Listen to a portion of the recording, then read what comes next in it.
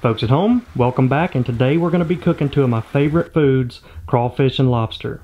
And we cook several hundred pounds of crawfish throughout the year, and over the years I feel like we've perfected the crawfish boil recipe. But that got me thinking, a lobster is so much like a crawfish that you should be able to cook it the same way and it turn out just as good. So this past year, I've been working on perfecting that lobster boil, and it is extremely similar to how I cooked crawfish. So I'm going to take you along today and show you how to boil crawfish and lobsters Cajun style. Now for crawfish and lobsters, you can either catch them or you can buy them from a store, but in both cases they have to be alive. So we live in South Alabama and like to use R&R seafood, and the main reason we do that is because they get their crawfish from Louisiana, but they go through and use a conveyor belt to pick out all of the dead crawfish, and that makes a big difference because you don't want to put a dead crawfish in your crawfish bowl. Same goes for a lobster. So once you find some good lively ones, the next thing is you need a good cooker. And my favorite is a loco cooker, and you can tell they've been around the crawfish industry a long time. They've built some really heavy duty crawfish cooking machines. This one in particular has got a drain pipe, a basket, and you can even flip the crawfish out and eat them directly off the lid. And I'll put a link down in the description in case you guys are interested in checking them out. So most of you may not have a nice cart cooker, so I'm going to show you how to boil them in a conventional pot today. We got a lively bunch today. So there's two different types of crawfish. One is pond raised and the other is spillway. These are spillway. They're usually a little bit cleaner. So whenever you go to order your crawfish, check and see if they have spillway crawfish. Now here's one of those heavily debated topics of purging them. So you don't actually need salt water to purge them. That's just a myth. All you need to do is run water over them. You can see I just take the cooler, open the end up, and what you want to do is just look at that. So it's got a little bit of dirt in the water right there.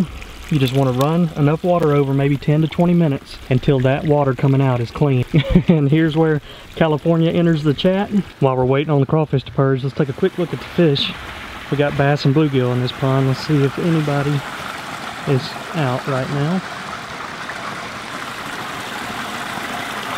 There's our big female bass, Bonnie.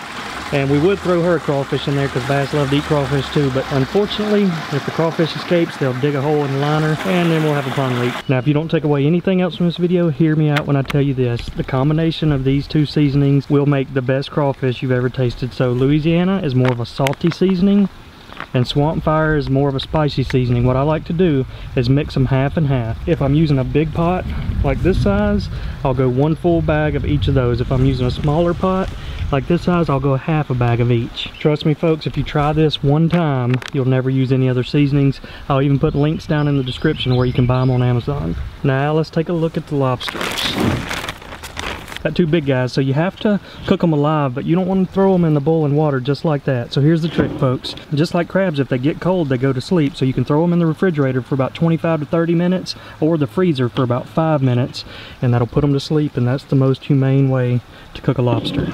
Now just like the lobster, the crawfish have to be alive, so you don't want any floaters. So if you got a new pot that you've never boiled crawfish with, what you want to do is you want to get that water level to right here, because any more than that, you're just diluting your seasonings, and any less than that, some of the crawfish will be sticking out of the water and won't actually be getting boiled. So that's about right where we want our water level. So here's a little trick. You just take a Sharpie and mark right there, and you'll never have to do that again. You just fill it up to that level every time. Pour a full bag of Louisiana in.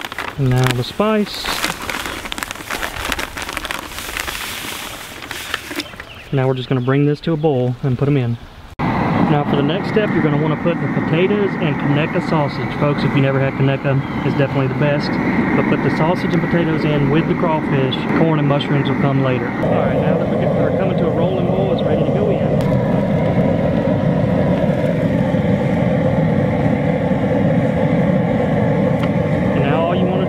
Bring it back to a boil. Got it back to a boil, so we're going to turn it off, and this is where you add the corn and mushrooms. Now I like to add the frozen corn because it helps cool the water off. So really at this stage, all you need to do is put the vegetables in and then let it sit exactly 17 minutes. That's that sweet spot for soak time, because crawfish don't really soak up any seasoning while you're cooking them. The soak time is key for getting that seasoning after you boil them.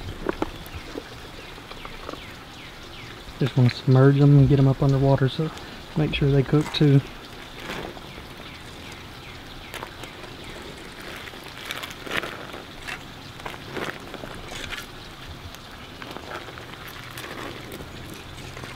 And while the crawfish are resting, I'm going to show you the lobster recipe. It's extremely similar, just the time's a little bit different. So use the exact same seasoning. Since the pot's a lot smaller, I'm going to go with just a pound of each of the seasons. Then bring it to a boil. 17 minutes is up. They're looking steamy. Now our lobsters are asleep. I'm going to go ahead and remove these pincher bands, and then they'll be ready to go in. That's a good thing too. Whenever they're asleep, they won't try to pinch you. Alright,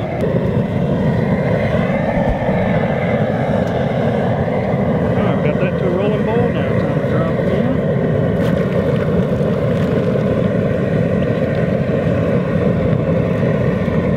in. Now for the lobster, you're going to boil them for 8 minutes and then let them soak for 5 minutes. Alright, we just boiled them for 8 minutes. Now we're going to let them soak for another 5. Just pulled the lobsters out. It is time to eat. Man, that's a good looking sight right there. So we dumped everything on our crawfish table. The one thing I really like about this table is you can either sit at it or stand at it, but it sits right on top of a trash can. So as you peel them, you throw them right into the trash can. And I'll put a link down in the description in case you're interested in one. Alright, Chef Liz is going to show us how to peel the lobster in case you don't know. So this is pretty much just like a crawfish. Liz, go ahead and separate that from the main body. Alright, for the tail, all you want to do is pull it out. Just use a pair of scissors or a sharp knife and just cut right there through the bottom.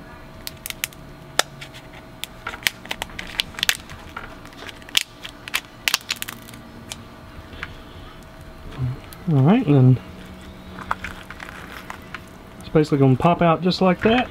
That's probably most of the meat in the lobster, but you definitely have a ton of meat right here in the claws. Alright, you can just take the butt of a knife if you don't have any crackers.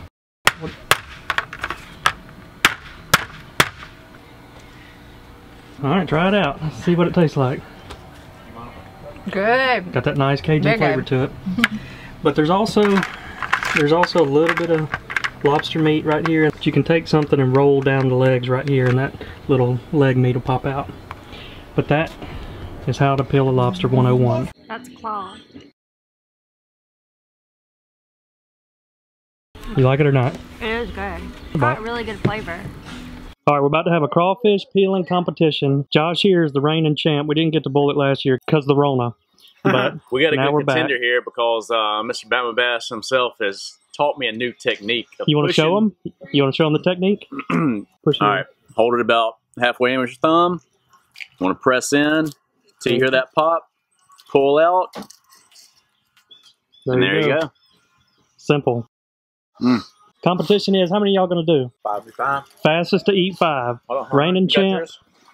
Yep. Reigning champ, new contender. New technique. No crawfish were harmed in the making of this video. That's what I'm talking about. Alright, you're the judge now. You count them up and see who. Are you nervous at all? Yeah, I'm a bit nervous. You are. I could sense it. Yeah. Alright. Reigning champ. The technique over here. Fastest one to eat 5. Alright, you get one in your hand. He's got one in his hand. Yep. Fastest one to 5. Count us down. 3, 2, 1. Put your thumb on the trigger. Go.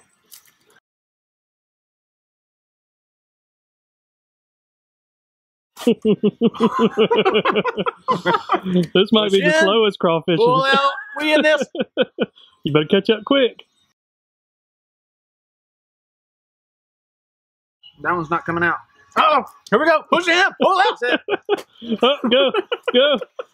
You get it? Oh. That might be. Almost got the champ. Almost got him. 3-year reigning champ. The Pappy Master. So if you're new to the channel, you probably just came to this video for a recipe, but before you leave, you got to see the stars of our BamaBass channel. So we have a backyard pond with pet bass, bluegills, and crappie in it, and we keep underwater cameras rolling throughout the year, and we end up getting a lot of cool shots like bass trying to eat a toad that jumped into the pond. But the most aggressive bass on planet Earth lives in our 300-gallon aquarium, and his name is Moby. And here's a quick clip of us feeding him 2 crawfish at the same time. 2 in at a time. One of them just got 1 pincher, the other one's got 2. Let's see what he thinks about them. Got him. And he got both crawfish in 1 bite.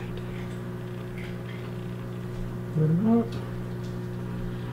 They have to orient them a certain way. Ooh. That is wild.